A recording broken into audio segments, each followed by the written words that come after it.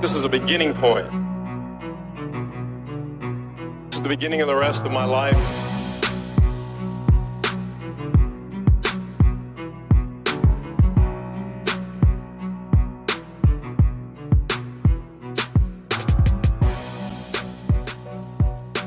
I got the meaning, and I got to write it down, because I don't want to forget it. Just win, baby.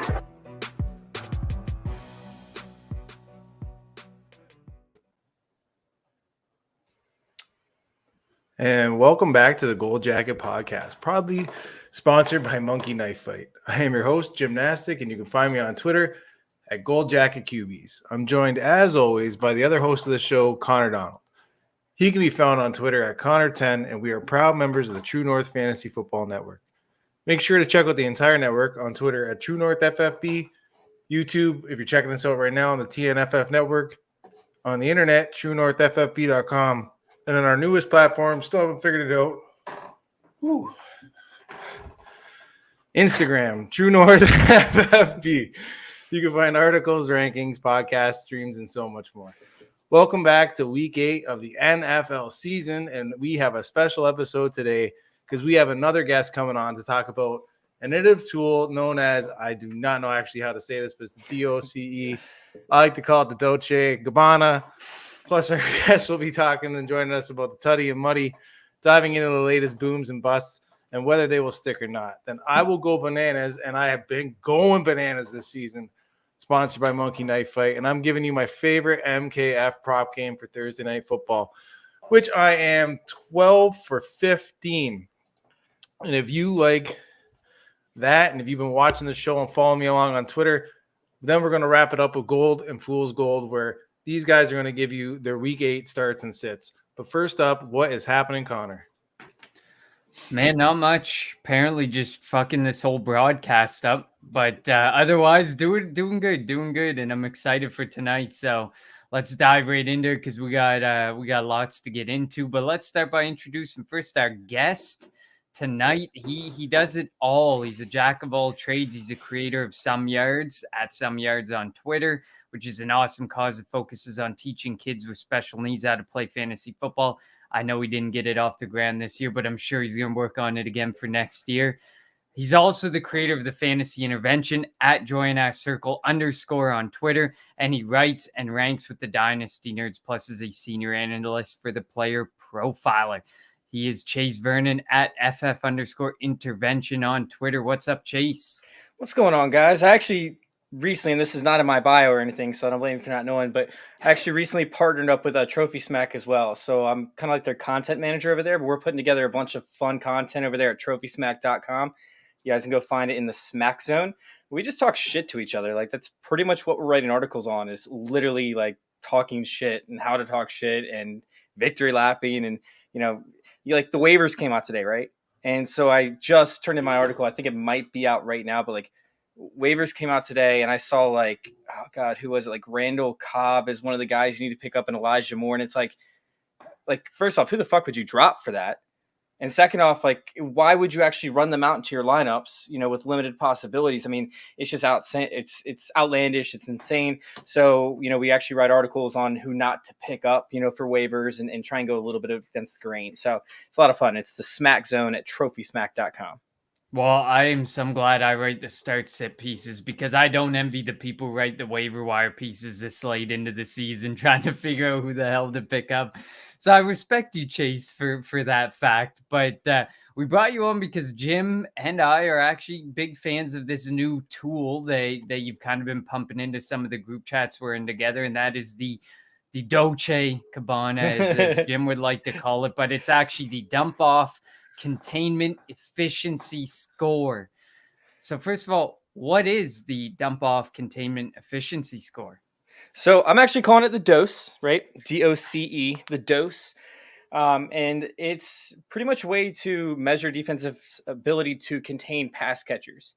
So actually, let me pull this up real quick because I was actually just going and reviewing my test because I want to evaluate where I'm at, make sure that the score is accurate. So for the bottom teams, the teams that you wanted to target, right? The New York Jets going into Week 7 were last place. They allowed Brandon Bolden to grab 6 receptions for 79 yards and 1 touchdown.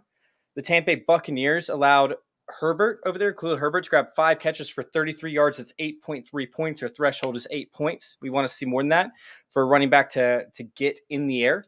So, and you're sitting there and you're like, wait, 8.3 points, that's not a lot. Well, when it comes to pass catching running backs, it is, especially when the Bears, since since Justin Fields took over, is averaging 3.3 receptions to the running back per game and only 21.1 yards. So he's averaging to all the running backs combined in this offense. What is that? 5.4 fantasy points per game in the air to the running backs. And he just gave Khalil Herbert 8.3 just himself. So then you have the Atlanta Falcons, who were in 30th, the third worst team. They gave up 11 points in the air to Myles Gaskin. The only one that didn't really hit was Henderson, and Darrell Henderson still got 6 targets. However, he was only able to come away with 3 receptions for a limited 19 yards. That was the one miss. In 5th place was Alvin Kamara, and we all know who that went up against the Seattle Seahawks on Monday Night Football. So, yeah, it's just sitting there, and it gauges running backs that you want to play, up against certain defenses when it comes to them being able to catch passes out of the backfield compared to running backs that you don't want to play. So it's fun. It's been something that I've been tweaking. I've been adjusting the scores, making sure that I'm accurate. And I actually compare it to the past 4 years that I have entered in worth of data to make sure that, hey, it's still leading me to the right places. And it's getting more and more accurate every single week. It's kind of crazy. I love it. Jim, what do you got? Man, I like it because this year has been a shit show when it comes to injuries with the running back. I understand it always happens every year, but this year feels like it is catastrophic, especially with the Bicopolis that just cast. I'm always looking for a potentially startable running back at any point, either season long, whether it's Dynasty, because even in Dynasty, if I can get 1 or 2 good weeks out of them, I'm flipping for a pick, that is money. But yeah, this year for sure has been a shit show. So I love this new metric where I can get these sneaky picks because I do have Brandon Bolden on a couple of teams. And guess what? I do not feel confident rolling him out every week. And I rolled him out last week, and I think he put up 18.6 points for me, which is very good. Very, very good considering, I absolutely needed to have him. So yeah, I like this. I just found out about this metric, but I personally love it myself. Yeah, I mean, when we look at like the bottom 5 teams, the top 5 teams in terms of DOCE score. So I'm just looking at it right now. Like Carolina Panthers went up against the Giants. Avante Booker only had 2 receptions for 15 yards. So that's 3.5 points to the running back in the air. Denver Broncos faced Dearness Johnson, 2 receptions for 22 yards. Houston Texans went up against Chase Edmonds, 1 reception for 9 yards. The Chicago Bears went up against Leonard Fournette and Giovanni Bernard. They combined for, 4.6 fantasy points, or I'm sorry, 5.6 fantasy points in the air. I mean, like this score is getting more and more accurate every single week, and it's almost like a cheat code for DFS because you talk about free squares, right? And this is where this whole concept came from, was from DFS. You have people that call these running backs free squares, and it's just because they're taking over for another running back and they're a really cheap price. Well, anybody can look up against, a defense and tell how many fantasy points they're giving up or how good they are up against the run. However, it's very hard to judge and guesstimate, I guess, what certain running backs are going to do in the air because in the air, it's so subjective. Like there are multiple different reasons why a running back could go off. Maybe their secondary is really, really good. And so the quarterback has to look for the running backs out of the backfield. Maybe the defensive ends gets tons of pressure on the quarterback, so he doesn't have time to take 5 and 7 step drops. So by the time he's under pressure, he has to dump it off to the running back. Maybe teams like It's like Dallas, for example, last year, they had a really weak front line in the middle. And so they actually allowed a very low DOCE score because if they needed 3 or 4 yards, instead of dumping it off to the running back, they would just run the ball. So there's certain metrics, or not the Cowboys, but opposing teams up against the Cowboys. So there's certain reasons as to why a pass catching running back will go off. And when you can actually pair these running backs up and find, this running back gets tons of volume. Well, this team allows tons of volume, which also opens up opportunities for touchdowns. And you can pair the certain matchups up. I mean, you can talk about major, major home runs that are to be had for DFS purposes. And when it comes to free squares, I'd much rather rely on that than just a running back who isn't good, who gets plugged in to a starting role and is going to see maybe 20 carries, but only 60 rushing yards and no touchdowns. I like that. That is definitely a good way to look at it.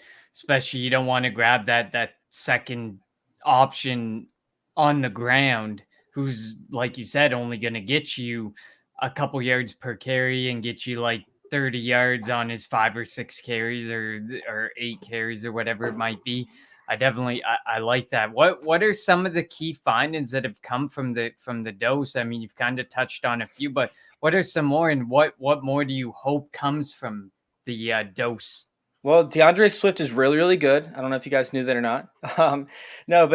So for example, one of my favorite stats is the Los Angeles Rams, and I've kind of discovered this for tight ends, slot receivers, and then of course running backs. The Los Angeles Rams, the way that they line up with Jalen Ramsey playing in the slot now is he almost plays like a shortstop with nobody on base, where they're playing behind the line, they're playing behind the bag, they play further back. He's not playing a lot of press coverage out of the slot like you see with some of these other slot corners or nickelbacks. He's playing a little bit further off. And what he does is he actually tries to cut off the pass. He tries to jump the routes, which would end up creating, for more interceptions and whatnot. Well, that allows for opportunities for running backs and for tight ends and for slot receivers to go over the middle and catch a ton of passes. Now, they contain it and they keep it at like 4 yards per reception. But if you have a really good running back, such as DeAndre Swift, he's going to give you opportunities afterwards. We saw that this past week. The Rams are 22nd in the DOCE score. They allowed Swift to get 8 receptions for 63 yards and a touchdown. I mean, that's absolutely massive, and that's something that I want to attack from week to week.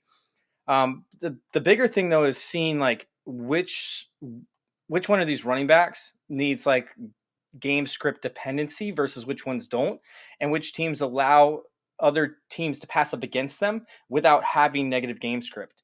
For example, like the Jets and the Falcons are 2 of the worst teams in the NFL.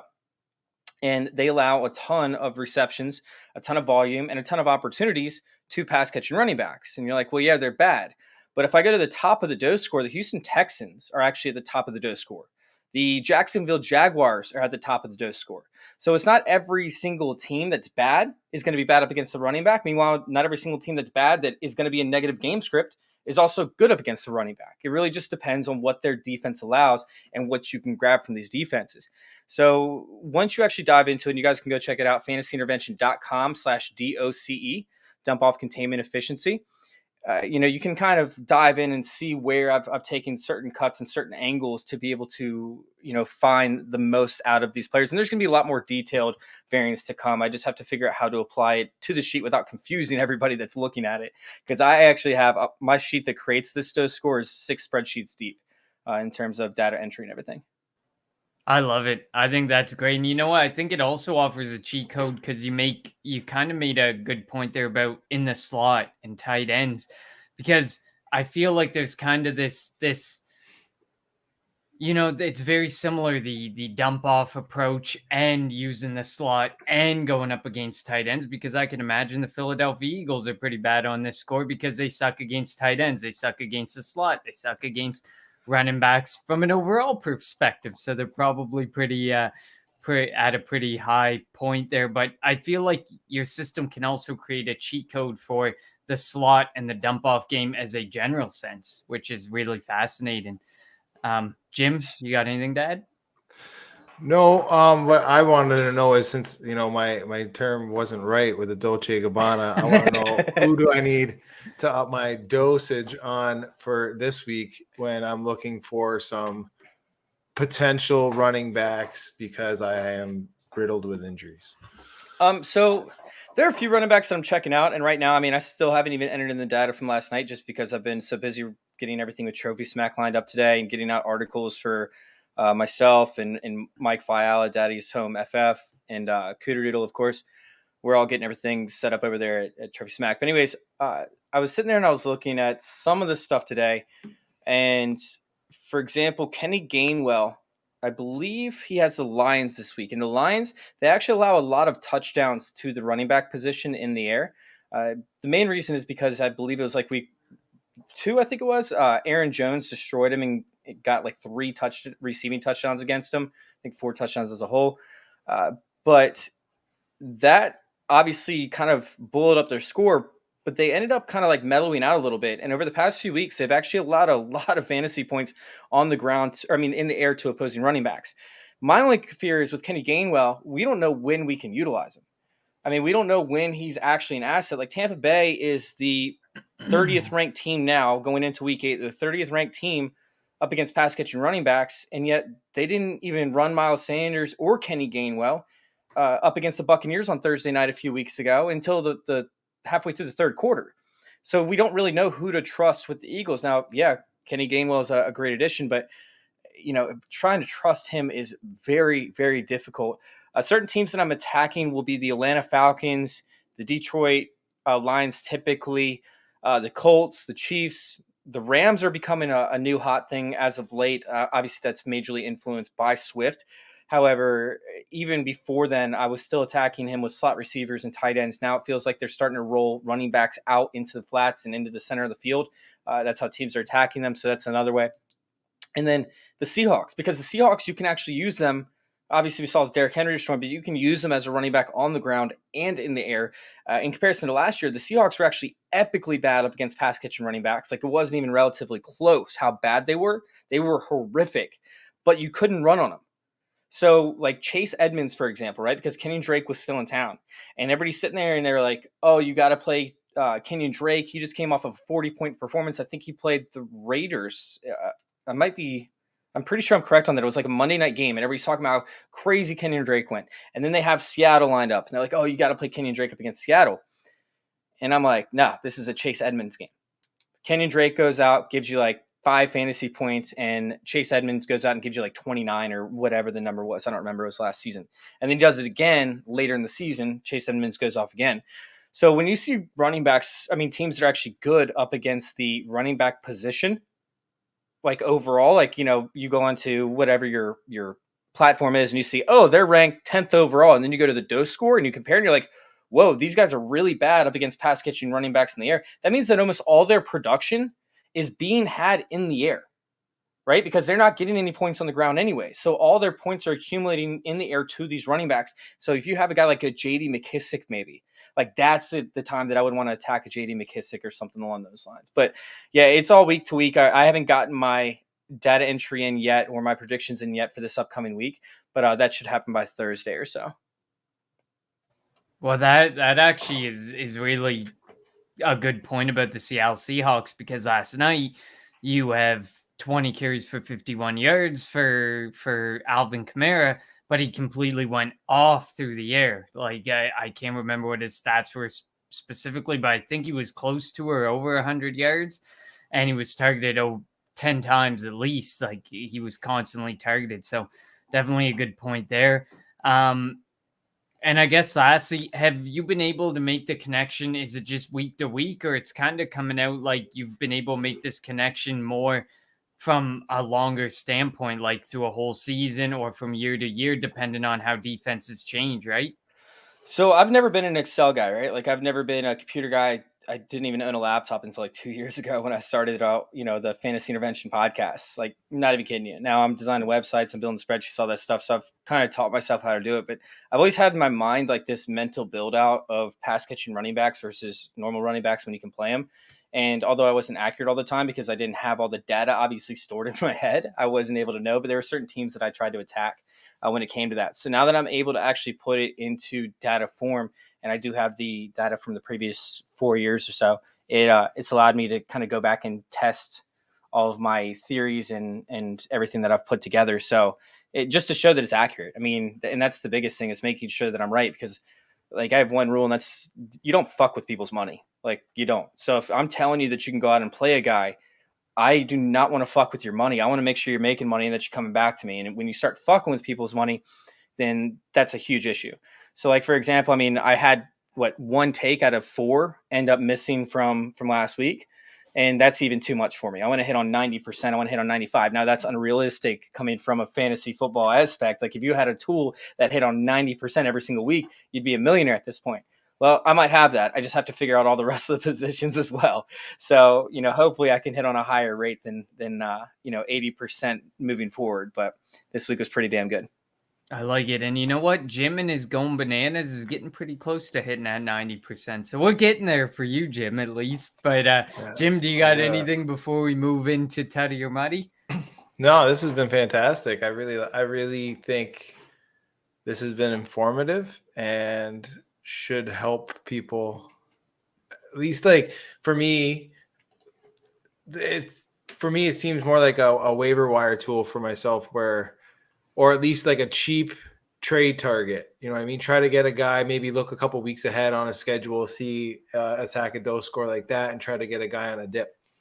But that's just me brainstorming some ways that I can fully utilize this nice fucking metric that I have just stumbled upon literally last week. So I love it. I was going to tout David Johnson in this later, but I'll go ahead and throw that name out there since we already talked about it.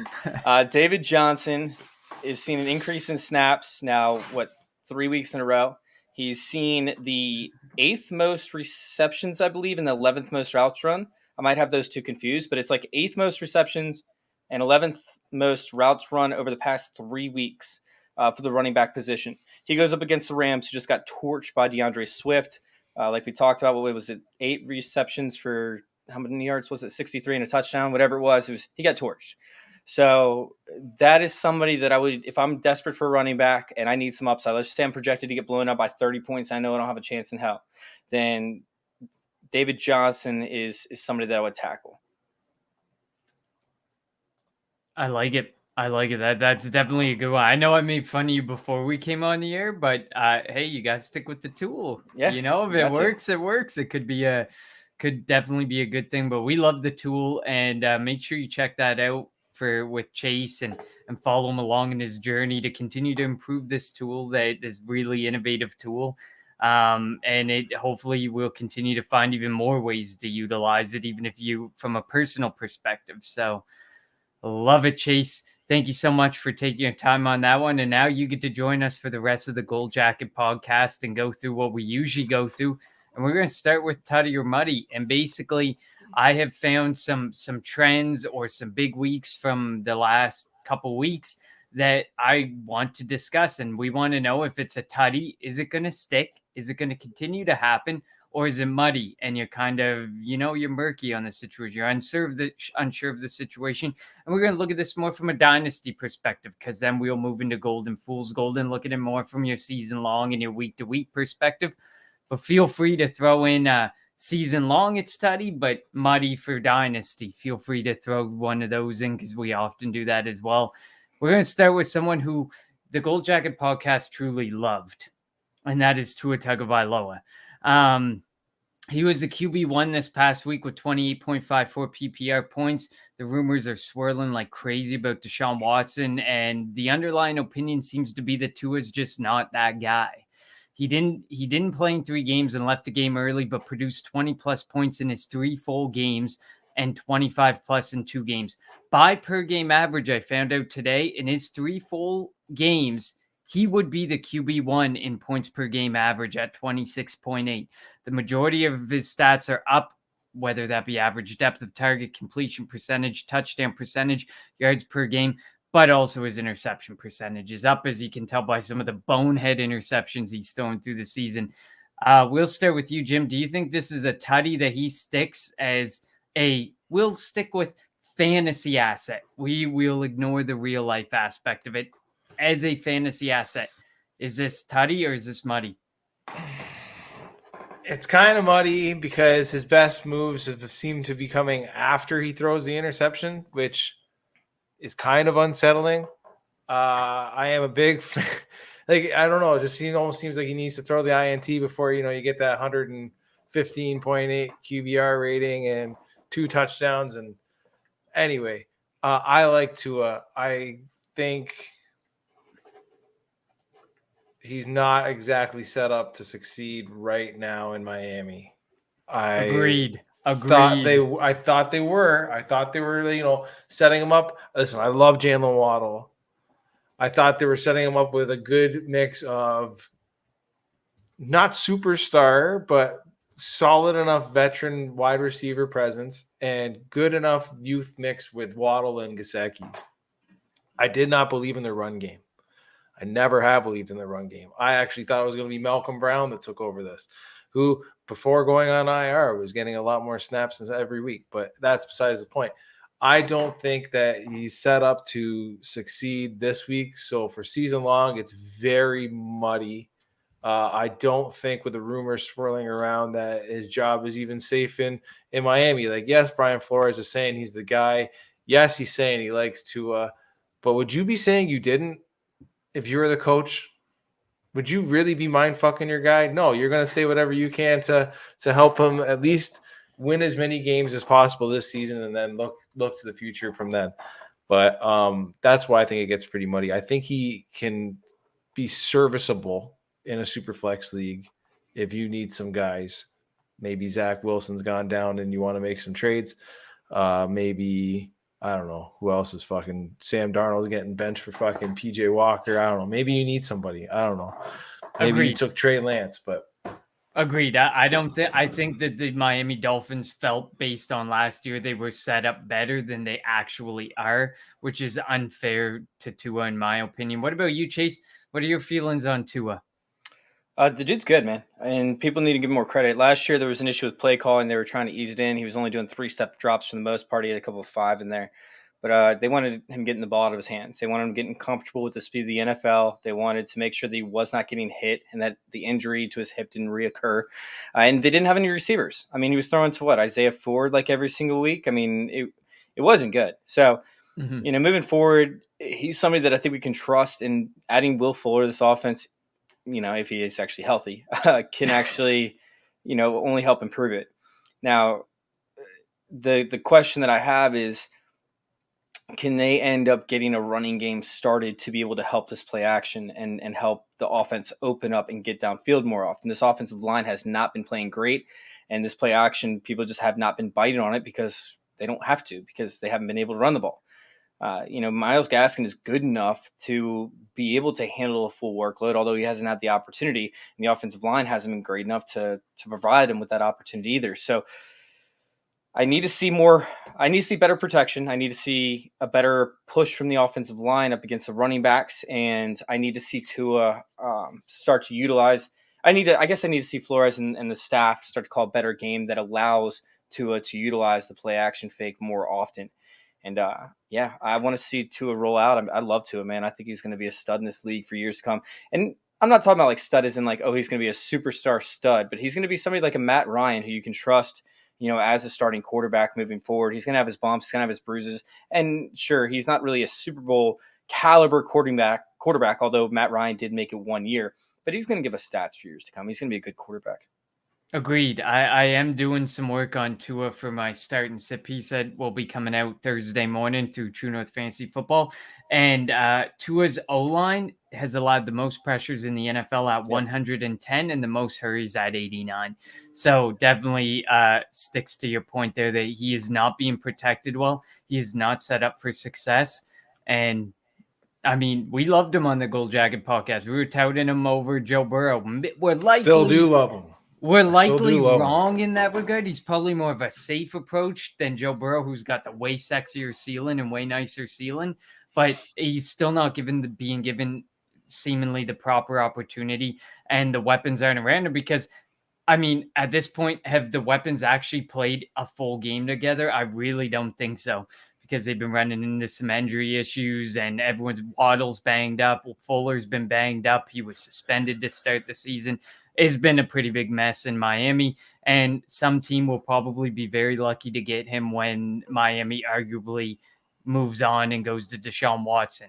So next up, I got one more quarterback I want to talk about, and that is my boy, Jalen Hurts. He's the only QB to be a QB1 in PPR in all weeks played this season. The Eagles' offense has been absolutely dreadful, I would know. And a lot of work comes in the garbage time. I think somebody was saying, I think it was the fantasy footballers were saying, like, he averages 10 points per game of his 25 points in the fourth quarter. His future as a franchise quarterback may be in doubt, but as a fantasy QB, his per game average makes him the QB3. His completion percentage is up 9%. He's got 2 300-plus yard games to his name, over 360 yards on the ground. Interception percentage is way down, and he's yet to score under 23 points in a game. We'll start with you, Chase. Do you think this is Tuddy or muddy? Do you think Jalen Hurts sticks, or is the job security issue a muddy situation for you? I mean, this is a get right game if there ever was one up against Detroit, right? I mean, it's like it's something I swear, like, I don't want any shares of Jalen Hurts because if he gets benched, then it's no good. And although he's been great for fantasy, he's been terrible for actual football. I mean, for your quarterback to literally not even come alive until the fourth quarter is completely detrimental. And it's kind of funny because Mike at FF Daddy, son Mike Fiala, he actually wrote an article the other day talking about how you don't talk shit in the first half of the year because anything can change. You could have an injury, something could happen in fantasy football. And so I added in a little thing, the editor over there, I added in a little thing saying, yeah, Jalen Hurts owners know what we're talking about because you don't talk shit to those guys until, it's the fourth quarter. And then you could start talking shit, but then you don't want to because guess what? He's going to be going off by that point. And like I said, it's great for fantasy. It's terrible for the NFL. He doesn't read the play action. He doesn't read the option right. He takes the ball when he shouldn't. I mean, there were 4 or 5 different opportunities in the Tampa Bay game, actually, the one that we talked about when the show started, where he should have given it to Miles Sanders and he kept it. And the back end defender and the safety, who were both, one or the other would be responsible for Miles Sanders, neither one bid on Miles Sanders. In fact, the whole entire defensive line didn't bid on Miles Sanders. So he would have had a touchdown, arguably, because everybody ran with Jalen Hurts, because Jalen Hurts has not been reading the option well. He keeps the ball in almost every single play. He's also not accurate at passing the ball. He's not accurate in any part of the field, although he has been more accurate, with this deep balls. They're still not getting complete because his receivers aren't able to create as much separation as he'd like. But it's not a good situation for Jalen Hurts over there, who's putting up stats. But my biggest thing is they don't want Jalen Hurts to be successful because I don't know how much you guys study the salary cap contracts and everything like that. But the way that the salary cap's working out with the new TV deals that are coming in, the salary cap's going to go up about 20% or so over the next few years. Jalen Hurts is up for renewal in his contract, I believe, in 2 years, right? So as soon as these big contracts hit, and as soon as they have time to kind of manifest and create it, like, you're going to start seeing these quarterback contracts adjust. So, for example, Patrick Mahomes' contract that he signed, $500,000, that's going to be nothing. I mean, $500 million, I'm sorry. That's going to be nothing in a few years from now. It's literally going to be chump change. And they did it so that Patrick Mahomes can agree to renegotiate in like his 3rd or 4th year. So, like, that contract, everybody's like, oh, man, it's a lot of money. It's even more money at the front end because they know how much money they're going to start bringing in. So if Jalen Hurts is doing okay, right, and he's not great, he's also not terrible, he's just middle of the road, but he's putting up numbers, right? He's putting up touchdowns. They're not translating to wins, but either way, they're going to end up having to pay him, and they're going to have to pay him a shit ton of money. And the fan base is going to love him because he's going to bring value, when it comes to fantasy value, when it comes to touchdowns, et cetera, et cetera. They're going to have to pay him a lot of money, and they're going to have to overpay him. Something the Ravens were afraid to do if Lamar Jackson didn't become a better passer. Well, Lamar Jackson improved and improved and improved. Josh Allen improved and improved and improved. And so we're going to see massive deals over there. But Jalen Hurts, he needs to show that he can improve, or they're going to end up benching him because they don't want him to do well if he isn't that good. And with this coaching staff, I don't think that they like him. I don't think they're fans of him. Otherwise, they would have worked certain things out of him, and they would not be calling the plays that they're calling. They wouldn't be calling these run option, plays. They wouldn't be calling these 5 and 7 step drops and not giving him an opportunity to hit a quick release to Devonta Smith. We saw how open Devonta Smith can get in the short range of the field. Like, he is brilliant at getting open within 5 to 10 yards. And yet the coaching staff doesn't call enough plays where that's the result of it. It's all downfield stuff. So I don't know if the coaching staff and the GM actually want him to be good. And if they want him to be good, then he has to prove that he can be great, or else he's just like, they just don't want it to happen. And they don't want the pressure from the fans and from the rest of the organization to have to sign him to a massive contract for being a mediocre quarterback. So that's my biggest concern, is they're not going to put him in a position to succeed throughout the year. Yeah, and I mean, listen, as an Eagles fan, I could probably talk about this for an hour alone, but the underlying rumor and news and report going around Philadelphia right now is Howie Roseman is being trusted to get a quarterback with either leveraging the 3 first-round picks to acquire a quarterback, or with drafting a quarterback in a very mediocre quarterback draft. So it kind of looks like what you're saying, Chase, may absolutely be correct, that they are not loving him. And my other thing that I want to add is if you're going to run RPOs, teams have to believe that you're going to run the ball. The key concept there is that any three could happen, and the defense has to read for that. But considering we did not run the ball whatsoever, and we continue to really not run the ball whatsoever, makes it very difficult to run RPOs in the NFL. Before I get your opinion, Jim, I'll start with Chase on this one. We got a question. Eckler and Diggs for Kamara, Michael Thomas, and Hawkinson. Since you're a Lions fan, I guess somewhat of a Lions fan, we'll call it, Chase, you might have an opinion on the Hawkinson side of this deal. Kellen Brown gets the Eckler side. Personally, I'm going Kamara, Thomas, and Hawkinson. What about you, Chase? That's difficult for me because I don't want both Kamara and Michael Thomas. If I understand that they were successful before, but that's not the case anymore, and it's not going to be the case moving forward. I think they can help the offense be more efficient, but I want a dominant player in this offense. We're not looking at the Drew Brees era where he's going to hyper focus on either one of these guys unless the play calling demands him to do so, which I don't know if they'll actually do. I love Hawkinson and I love Kamara, but I would ask for a different piece other than Michael Thomas, I think, if I was going to give away Eckler and Diggs. Because Diggs, he could come on hot at any point in time. Eckler, he's almost as valuable, if not right there with Kamara so far this year. I don't have the rankings up in front of me, but I think they're pretty close in terms of fantasy points per game. Eckler's injury history scares me a little bit more. But I would still go with the Kamara side if I can get a better player than Michael Thomas. Also, I'm kind of out on Michael Thomas this year, so that might be biased. What about you, Jim? Well, he's getting Eckler Diggs, right? So, yeah. Personally, I'm trying to actually shop Michael Eckler. Thomas.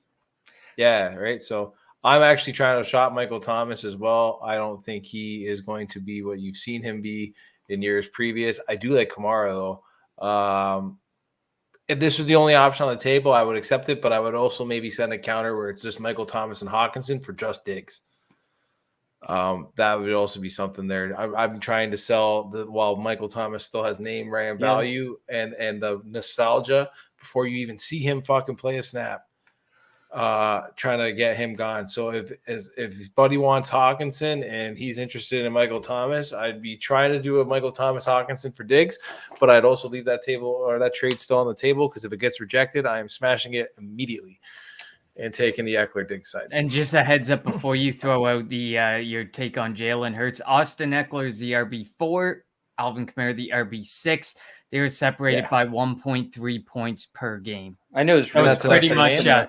It's almost like a dead even if you're going Alvin Kamara and Austin Eckler. But the difference is Alvin Kamara has been seeing an increase in targets over the past few weeks. They've actually designed plays for him. So Alvin Kamara should actually surpass Austin Eckler by a little bit over the next couple of weeks. I mean, I don't think it's still that big of a difference.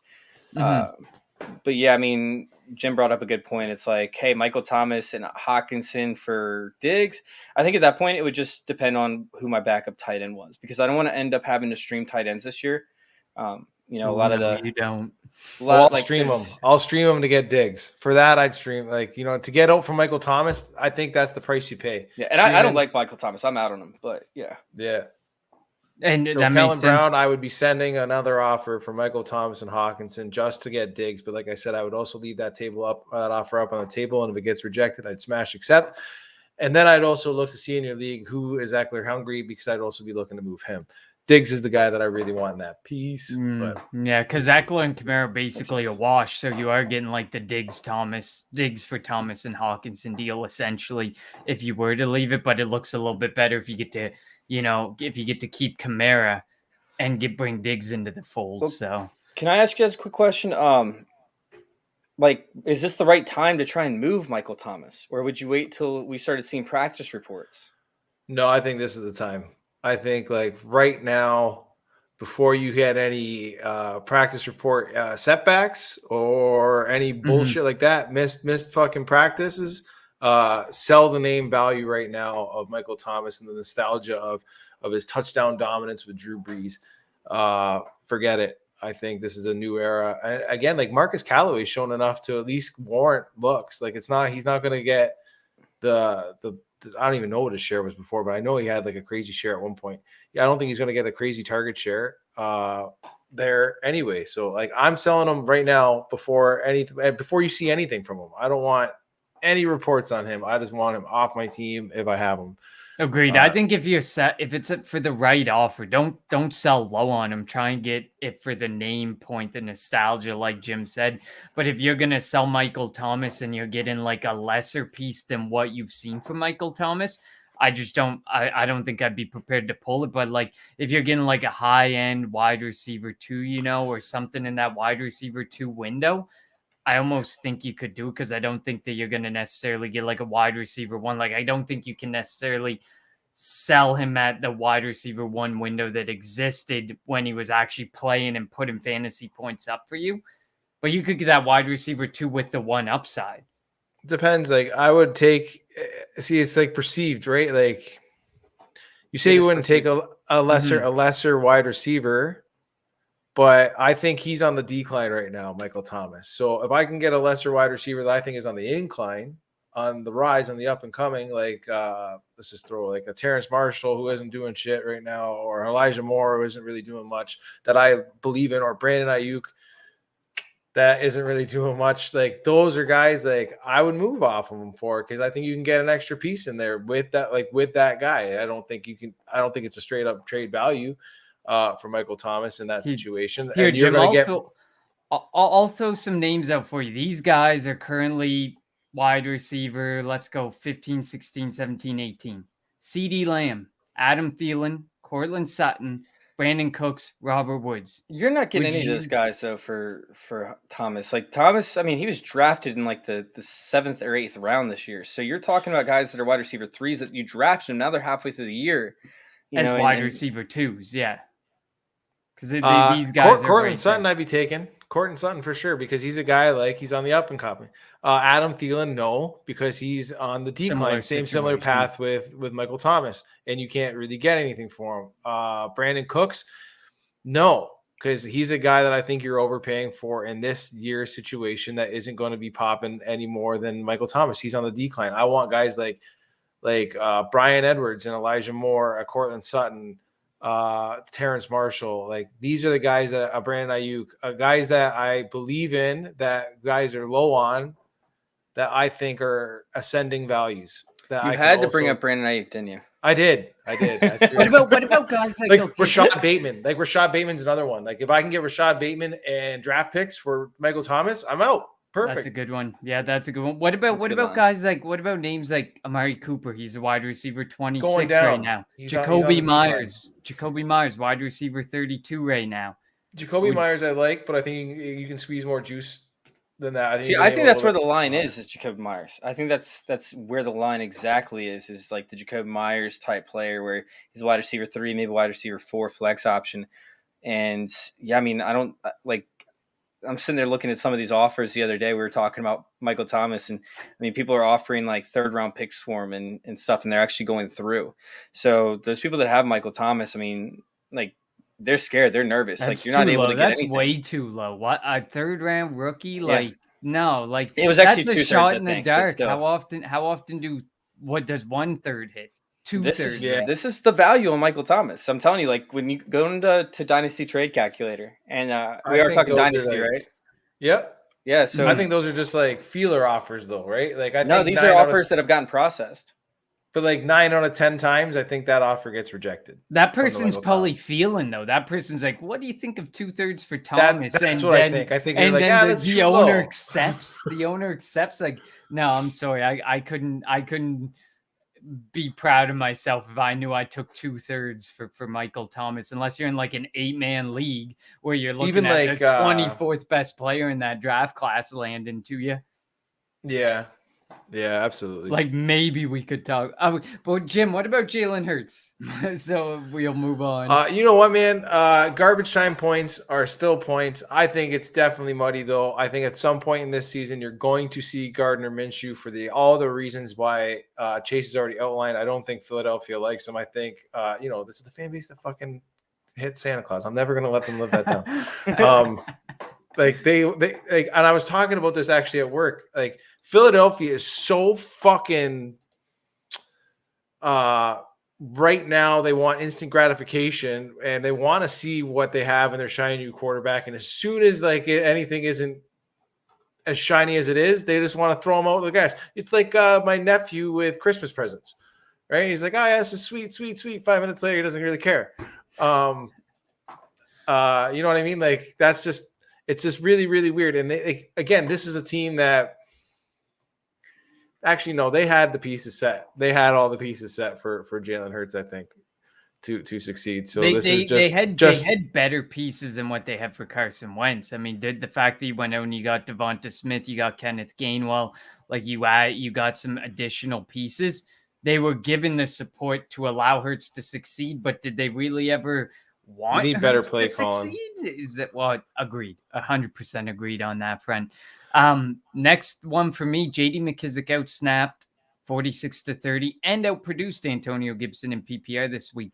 Do you think this was a game script in preserving Gibson, or do you think this is a rest of season reality given the fact that Gibson's injury requires rest and the team and himself will not give him said rest? We'll start with you, Chase. No, I mean, it's just game script dependent.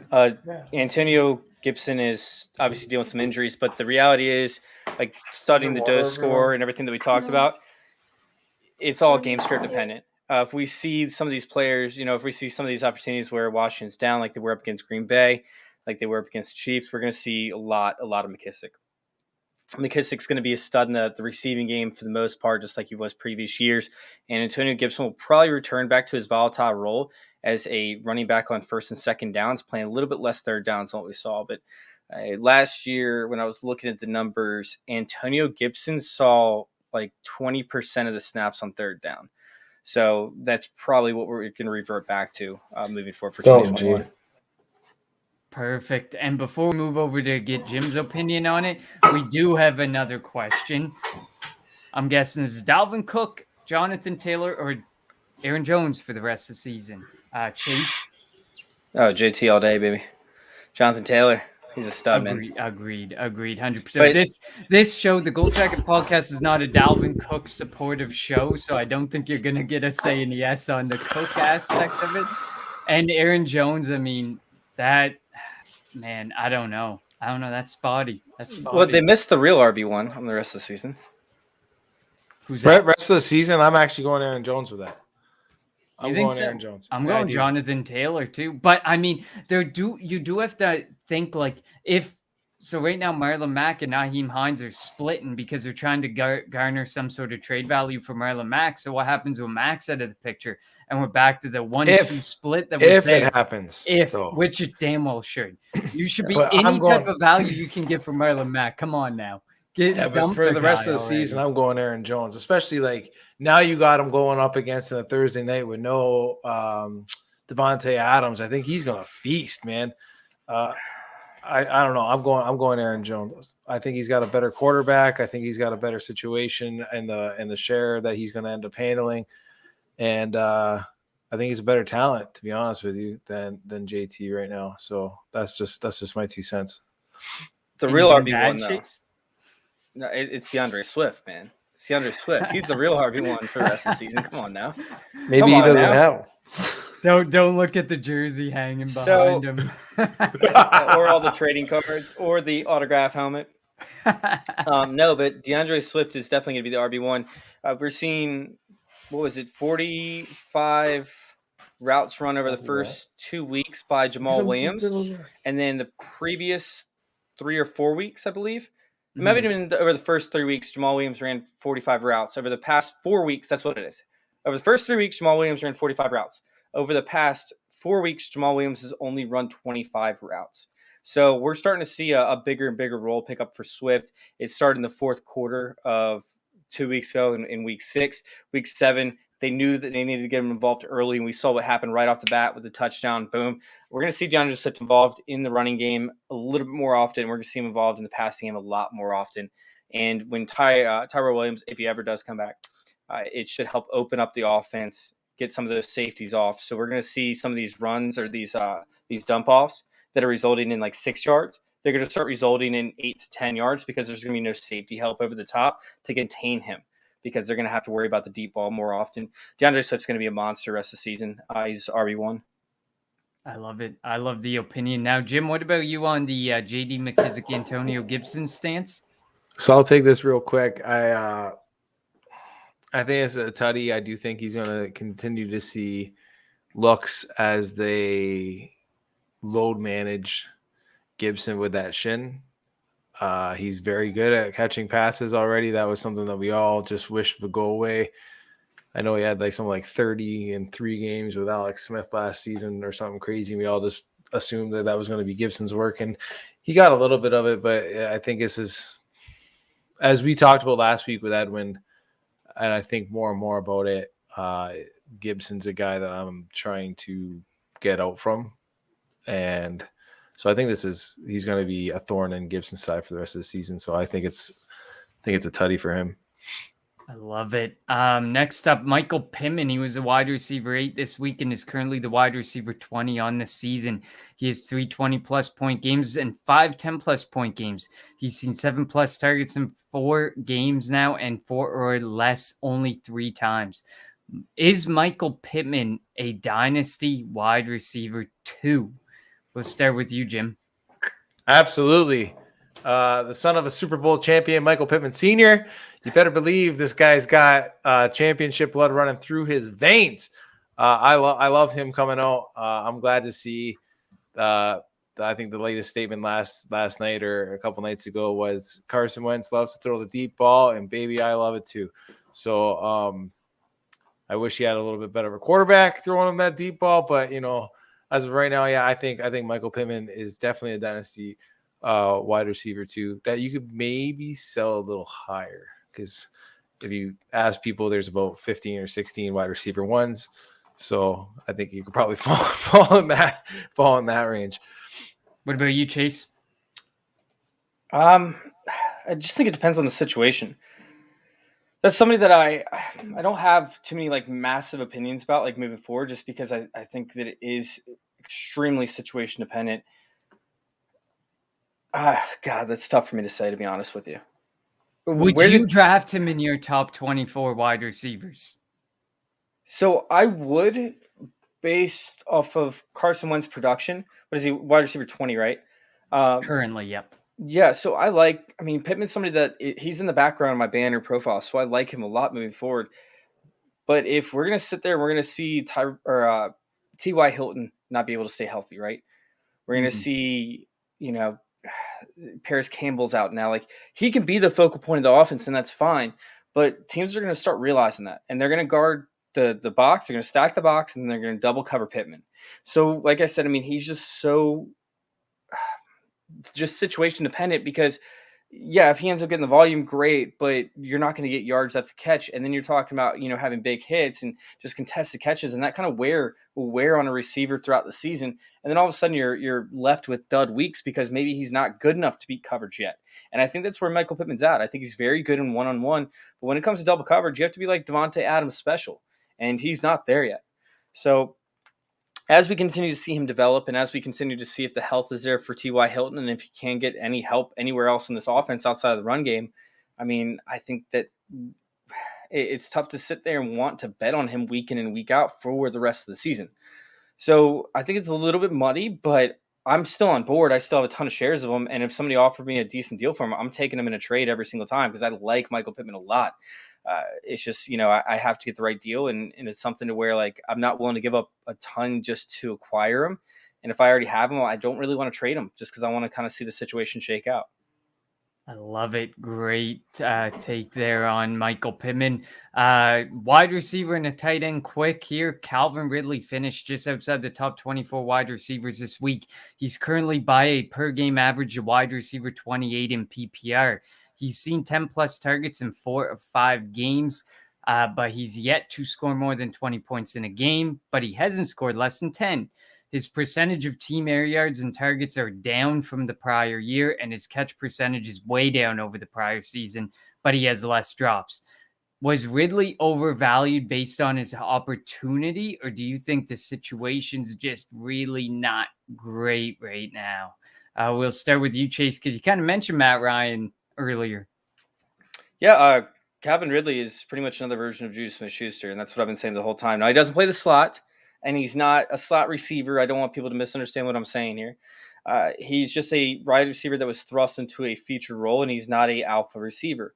We saw him perform last year when Julio Jones got hurt. Great, that's a one-off. Like, teams didn't know how to prepare for it because they only saw it sporadically. Well, now teams know what to expect because he's their featured guy, and he's not a featured wide receiver. He's not good enough.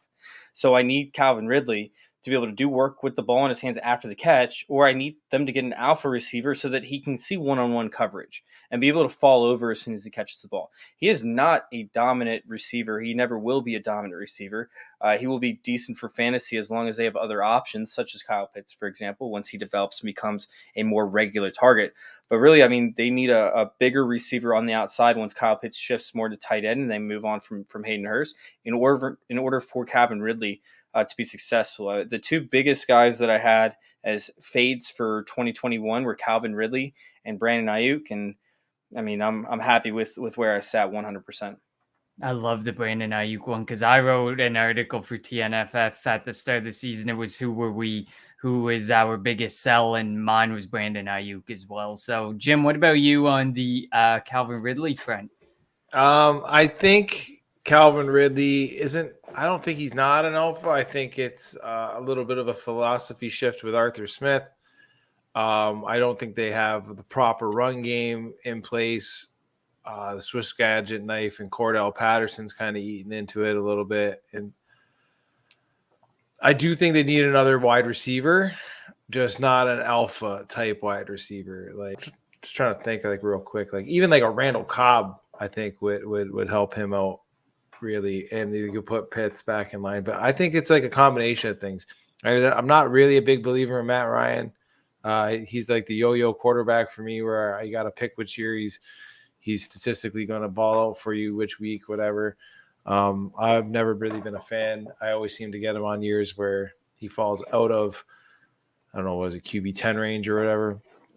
I like the skill with Calvin Ridley. I don't like the team building aspect. I don't like what they're consistently doing with Mike Davis, running him into brick walls when that isn't his thing. I don't like how with the opportunity share going up with Cordell Patterson that the points aren't going to go up, which I've been screaming at fucking brick walls for people to sell Cordell Patterson high when he was getting 33% market share and still putting up the same amount of points that he's doing with a 75% snap count. And I don't think that the formations that they're running are really as effective. Like, I like Hayden Hurst. Like, I think he's a talented enough tight end. Obviously, he's not a Kyle Pitts. I get that. I know who their fucking tight end is going to be. I'm not saying Hayden Hurst is going to beat him out, but like, you can utilize that sets a little bit more and try to scheme Hurst open to help Calvin Ridley.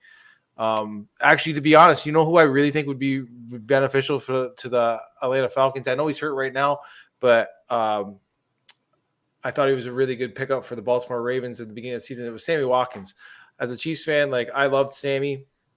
I understand he gets shit on a lot of times, but Sammy does the dirty work that gets other people open. It's no surprise, and I've been screaming this for the Chiefs. There's no surprise why teams can now play 2 deep cover safety and blanket Tyreek Hill, because they don't have a second option to hit the mid and low level area routes with Travis Kelce and Sammy Watkins. They had that with those two. So you couldn't have 2 deep cover safety. And then you could always have the dump off passes with Patrick Mahomes given to the running backs. And they don't have that. And that is the exact type of wide receiver I think Atlanta needs to do to benefit a guy like Calvin Ridley, because he's not an alpha.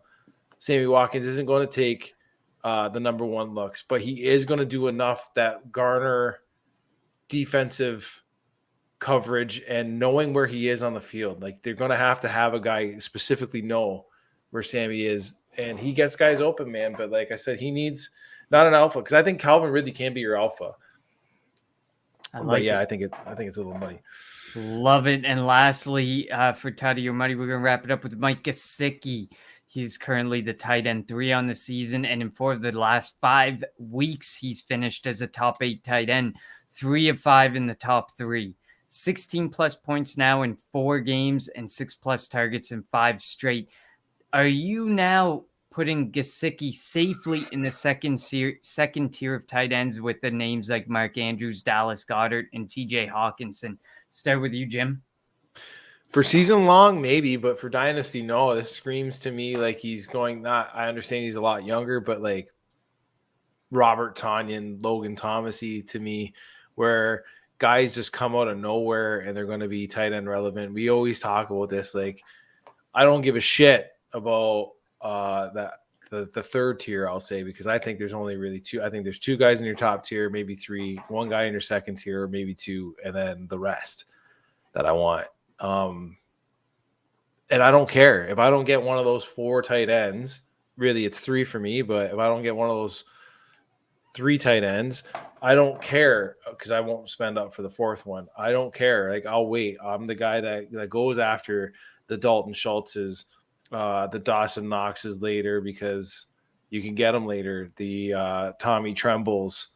Like, fuck it. Like, I'm a guy that'll stream the tight end if I don't get. It's Kelsey and it's Waller for me, and then it's toss up for Pitts and Kittle right now. Kittle's dropping hard every single time for me. Every time he misses more time. But if I don't get one of those 4 guys, I don't care. I really don't care. Personal favorite has always been Irv Smith. I've always been able to grab him real late. Downer that he's out this year. So sad. What about you, Chase? Gesicki for me is just somebody that's like you just don't know when to trust him. Yeah, sure, he's been consistent as of late. Will that continue with Will Fuller, Devontae Parker healthy? I don't know if that's the case. I mean, Devontae Parker has rarely been healthy all year. You know, he commands some targets in the red zone. He commands some downfield targets that we've seen from Gesicki up the seam. We don't know how this offense is going to look once everybody's healthy. And so if I'm somebody that has Gesicki, I'd be looking to move him, looking to acquire what I can, take a downgrade, go to stream quarterback like Jim was talking about. And I'd be somebody looking to move him and seeing if I can upgrade it at a different position while downgrading at tight end for a tight end needy team. I like it. I love it. And that's going to wrap up Tuddy or Muddy. And we are going to have a quick word from our sponsors who give us the great clothing that we wear. Here at the Gold Jacket Podcast, we take family very seriously. We know that family doesn't always stop at the bloodline.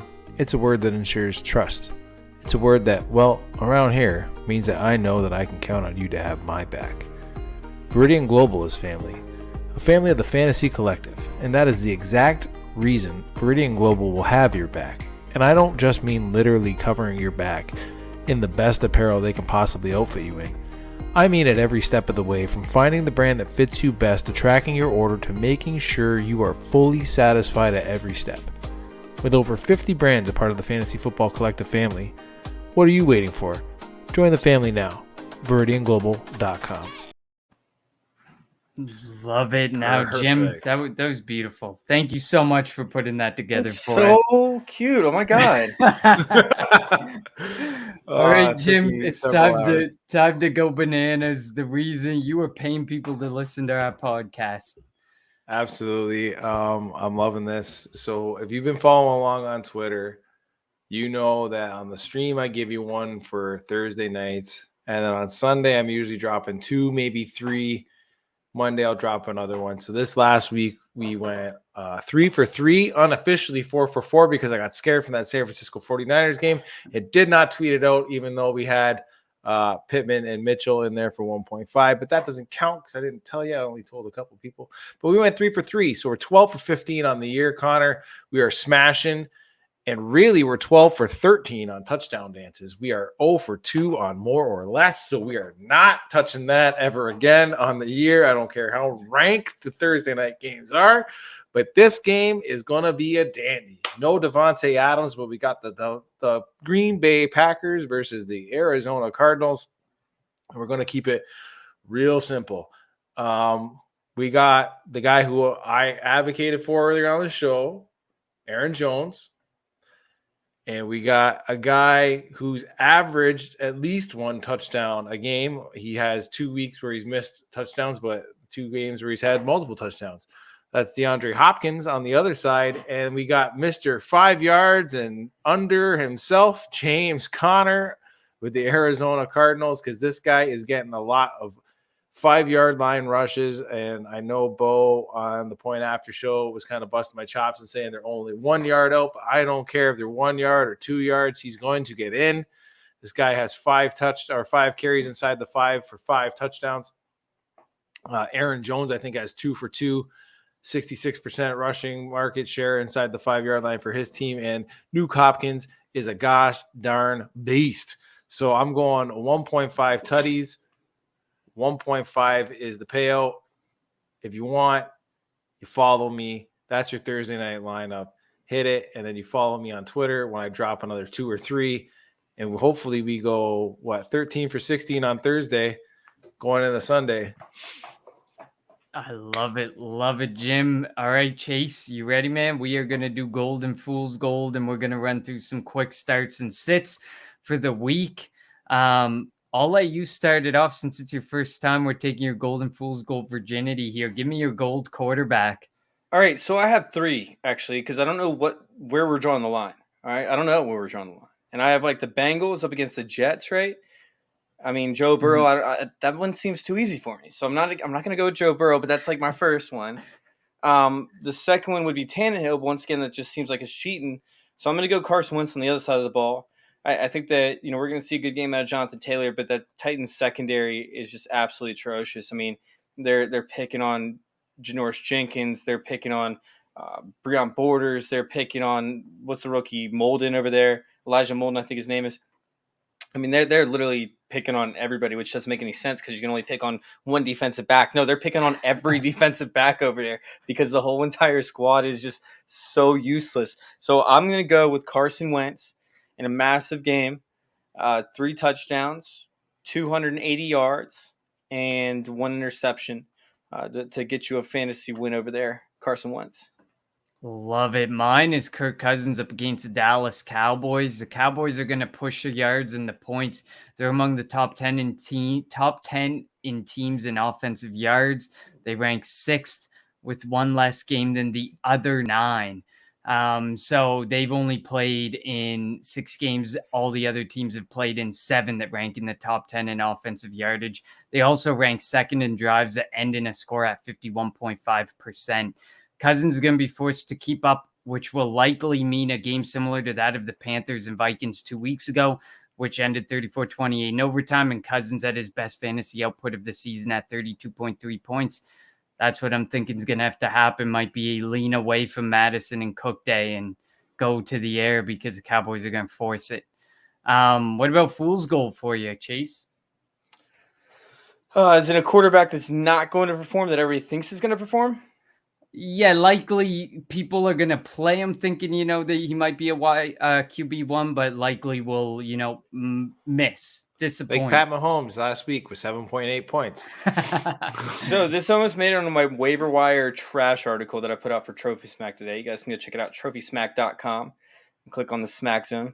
But Mac Jones, why is he a waiver wire pickup? He's going up against the Chargers. They have one of the hardest schedule, or one of the best secondaries, and you can run on them. You can actually run on the Chargers. That you've been able to run on them for 2 years now. You have their middle linebacker, I believe, is hurt. Their defensive line is somewhat banged up. But I mean, you're gonna really play Mac Jones up against the Chargers? You really feeling that ballsy after he had his best week of the season up against the Jets? I mean, half the games that Mac Jones has had are cakewalks. Don't give me that. What? Come on. Mac Jones up against Tampa Bay, sure, he did okay. Mac Jones against the Jets did pretty good. Mac Jones up against the Chargers, we're talking about a whole different animal. They're going to run the ball a lot. He's going to see limited attempts. I could see less than 25 passing attempts in this game. And they're going to end up going down, so he might have some garbage time value. But, get Mac Jones out of here. Love it. Great one. I got Tyler Heineke because people seem to be loving him because of the flow of the Washington game. Heineke bounced back last week after back-to-back complete stinkers, but the Packers forced his hand in throwing last week. The Broncos are the second best team against fantasy quarterbacks in 4 of 7. they have had 20 plus put up, but in the other 3, less than 15. And I think that might be where Tyler Heineke lies based on the way the game script's going to go. This has the makings of a whole different game than what the football team has been forced into, because the Broncos are a much slower offense, 9th most plays per drive and the 4th most average drive time. I think they're going to be forced to really kind of go at a similar pace so that their defense isn't on the field constantly and being worn down. So I think they're going to have to lean on J.D. McKissic. They're going to have to lean on Antonio Gibson. They're going to have to run some time down and take up some more plays than what they're used to. So I got Taylor Heineke. I think that's going to be a boring game between the Broncos and the Washington football team for sure. And my dose score will really be up for test this week because the Broncos have the 3rd best dose score in the NFL thus far this season at a 4.21. It's actually tied for second. I apologize. It's tied for second with the Houston Texans. I don't see J.D. McKissic doing much in this game. Like he's always been known for getting volume, but not really doing anything with it. Like he doesn't have any breakaway runs. He just gets 6 yards and calls it a day. So moving forward, like I don't think this is going to be a massive game for J.D. McKissic, although we should see a decent amount of targets. I think Denver Broncos are going to contain him, and this is going to be probably one of the lowest scoring games, if not the lowest scoring game on the slate. Reminiscent of maybe last night's 13-10 game. Hopefully not that bad. I don't think the weather is going to be that bad. The weather was terrible. They had an excuse to have a bad game. Agreed. Running backs for me, my gold, I'll start off Damien Harris versus the LA Chargers. You kind of alluded to it with the Mac Jones. The Chargers are pretty bad against the run and tight ends, but they are really good against wide receivers. They've allowed 12 fantasy points or more to 7 running backs in 6 weeks, including 3 100-yard rushers, which lands exactly where Damien Harris needs to be. We can squabble over J.J. Taylor and Bolden, but we know who the running back, not receiving back in New England is. So Harris is averaging 62 yards per game on the ground and 4.6 per attempt. Last week against the 32nd ranked rush defense, he put up 25.3 with a 14, 106, and 2 stat line. Who do you got for gold, Chase? So Chuba Hubbard here is very interesting for me. Chuba Hubbard's been able to put up points. In this matchup, I don't think it's going to be, over the top, too difficult this week, up against the Falcons. They could end up running the ball a lot more often with Sam Darnold not playing too hot over the past 4 games or so. It's the Falcons, by the way, are the 4th or 3rd worst dose score team, I believe. Let me check that out real quick.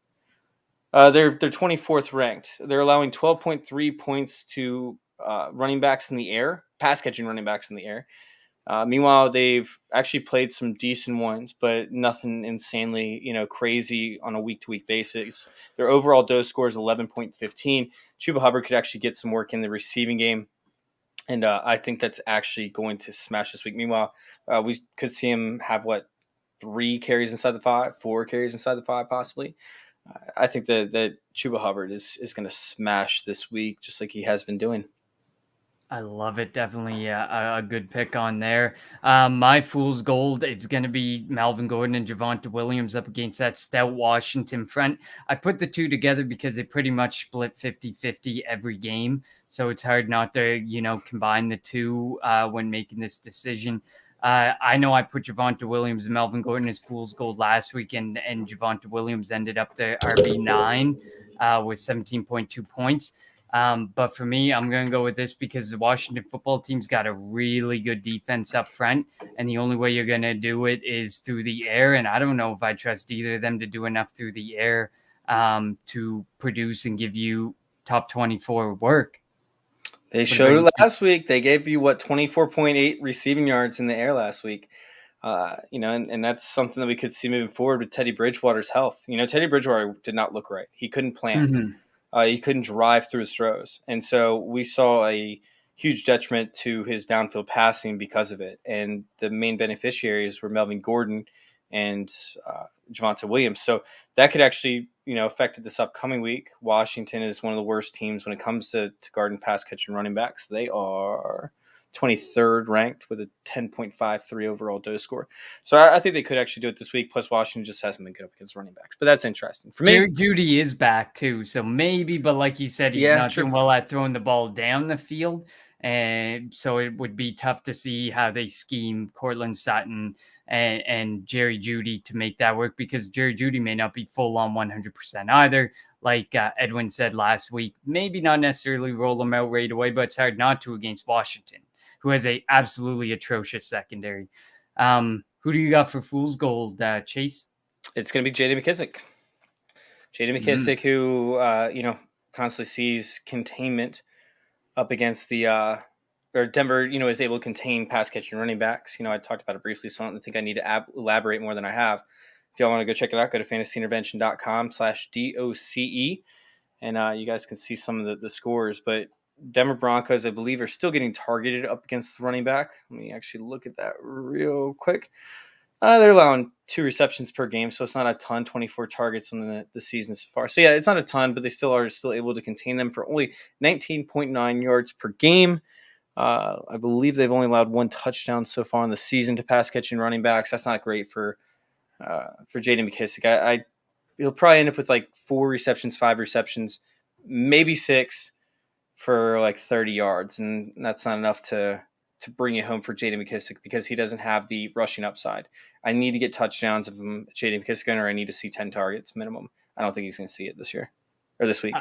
I like it. Wide receiver, I'll kick off the gold. I got 2. I got Deebo Samuel, then I got Emmanuel Sanders. Give me 2 guys who can make your week on one play against secondaries they can do it multiple times against.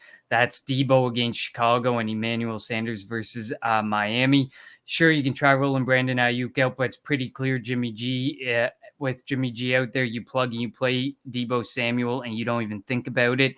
Deebo's averaging 6 receptions a game and 103 yards, 10 plays of 20 or more for a 17.1 yard average per catch. He's also seen an absurdly high 33.5% of teams' air yards and 33% of team targets. Sanders is a Bills big play guy with a 16.8 ADOT. He has dropped 13 plus in 4 straight, including 5 receptions in 3 of those games and 5 plus targets in all 4 of those games. Sanders is making sure you have a very safe flex play every single week, with wide receivers being targeted 70% of the time in Buffalo, and the Dolphins are the 3rd worst against wide receivers in per game average points. 3 straight weeks, they've allowed 3 wide receivers on opposing teams to eclipse 10 points. So that's too juicy for me not to roll out Stephon Diggs, Cole Beasley, and Emmanuel Sanders. What about you, Chase? All right, so you're a Philly fan, right? I am a Philly fan. Okay, who's your slot receiver? Avonte Maddox. Wait, your slot receiver. Oh, slot receiver. Oh, Greg Ward? If that, Quez Watkins, I think, actually takes the lead in snaps over there. This is true. Jalen Reagor sees plenty of snaps in there as well. So, wow, L'Jarius Sneed, right? He's been playing slot corner for the Chiefs. Over the past 3 games where he's played the majority of the snaps in the slot, he's faced Philadelphia, he's faced Washington, he's faced Tennessee. None of those guys have a very good slot receiver, and yet he's still given up, that's 18 targets over 3 games where he's playing in the slot. It's brutal. It's absolutely brutal. L'Jarius Sneed, everybody thinks he's actually a good receiver or a good corner. He's not. And so now he goes up against either Kadarius Toney or Sterling Shepard. If Kadarius Toney's healthy, I'm taking him. I believe it was every pass outside of 1 he got a first down on thus far this season. It's some insane stat. I don't have it in front of me, but Kadarius Toney is able to create yards. He's able to make things happen, and they game script him into the playbook for each week. So if he plays, he's going to give you a solid overall performance. And up against L'Jarius Sneed, it could be great. If he's out, then Sterling Shepard's a lock for me. Sterling Shepard's been playing lights out for the majority part of the season. I think Sterling Shepard's dealing with injuries himself, though, so I need to check the injury report. Like I said, I haven't done too much research for this week because I'm still stuck on this past week. But either one of those guys in the slot, it works for me. Love it. Fool's gold for me. I went with Jacoby Myers, given the circumstance we've kind of alluded to against the LA Chargers. The LA Chargers are the number 1 team against wide receivers. They have allowed less than 700 yards to wide receivers through 6 weeks. They're the only team to do that. There's a team that has allowed 742. Otherwise, those are the only 2 teams that are less than less than 900 yards allowed to the wide receiver. They're giving up 25.8 fantasy points per game. Like you kind of said earlier, that is a stout secondary, and people are becoming pretty comfortable with Jacoby Myers, and I just don't think I'd be willing to roll him out this week. What about you, Chase? Oh, man. Kind of got mine there. Jacoby Myers is somebody that I constantly target, and this week was actually somebody that I was staying away from. Let's check out. Hold on one second. I'm sorry. Let's go with Brandon Cooks this week. I'm going to be fading him.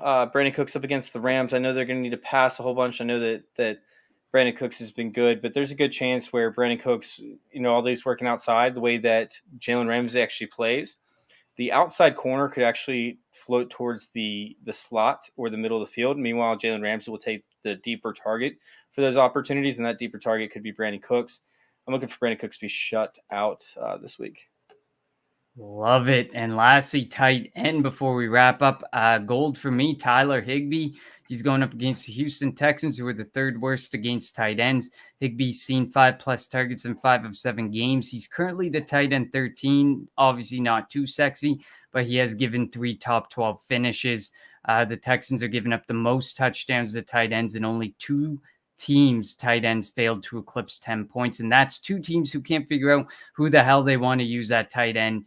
The Indianapolis Colts and the Cleveland Browns. And I think in those games, they both tight ends scored bordering on 10 points.